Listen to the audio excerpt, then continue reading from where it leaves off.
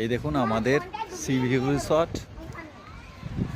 এই হোটেলটার কাছেই সি, সমুদ্রের কাছেই, খুব সুন্দর আছে সিলভার স্যান্ড রিসর্ট।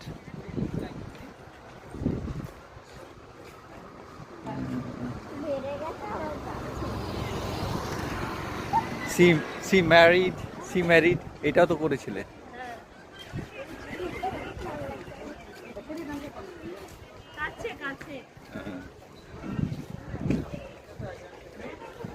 আমরা চলে এসেছি গোপালপুর সি বিচ রিসর্ট।